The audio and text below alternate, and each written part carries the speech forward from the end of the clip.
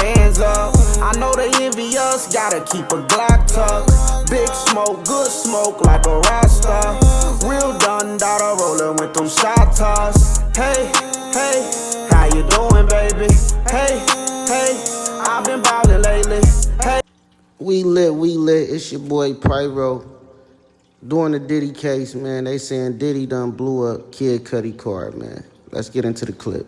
As how the defense is handling some of this explosive testimony from Kid Cudi, who was very strong on the stand, according to our reporters who are in there watching this every single day. How is the defense handling itself so far?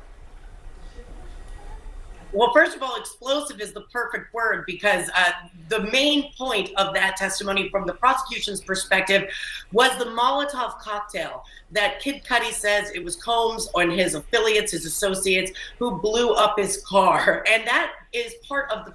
They saying Diddy done blew up his car, man.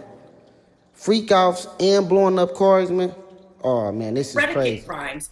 Prosecutors are seeking to establish of arson, which goes towards racketeering. But Sarah, I was actually in the courtroom for Kid Cudi's testimony, so I saw it. He was a great witness, but the defense was able to chip away at his testimony on cross and establish that he had no direct information. He didn't see anybody. There were no cameras. There was never an arrest.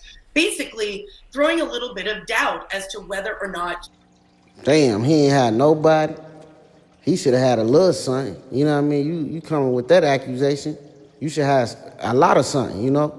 He could really say it was Combs or someone associated with Combs who actually did that damage to his car. So the defense did a good job. He also said that Cassie played him. This was his testimony, and that she was living a double life by dating both himself and Combs. Now, that speaks to her autonomy in the situation.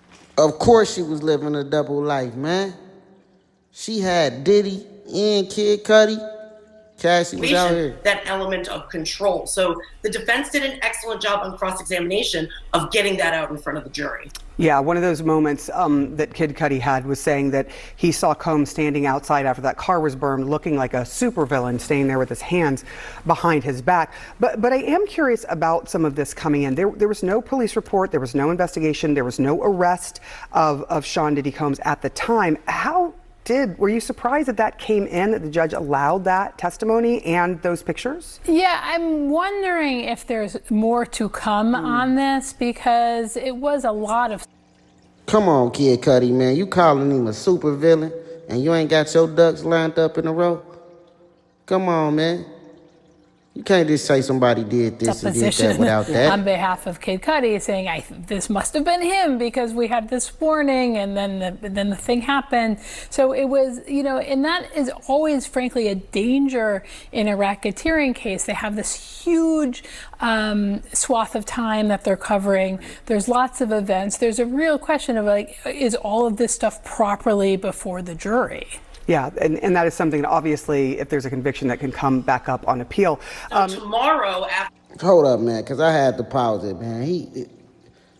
This man Diddy really got a RICO on his hands, man, doing freak-offs and abusing his car. This long weekend, we'll be back in session in court, and Capricorn Clark is set to take the stand now. She's come up in several different witness testimonies. She's been referenced. She's a longtime assistant and eventually became an executive at Bad Boy Records. So many of the witnesses that we've heard from so far that were affiliated or working for Combs were little snapshots of time. 2 years here, 2 years there. Capricorn Clark worked with him for a longer period of time. She also...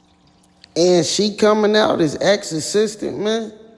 It's getting wicked, man. They teaming up. They gonna team up. They gonna team up on your ass, Diddy. In Kid Cudi's testimony that she had reached out to Kid Cudi and said, hey, Combs and some of his affiliates are at your house, are breaking into your house. So she's certainly going to be a very important witness. And my expectation from pre-trial is that she's going to testify about the means and methods of the criminal racketeering conspiracy that prosecutors are seeking to establish. Yeah, and we're expecting, 6 weeks of the prosecution putting on its case and the defense doing its thing afterwards.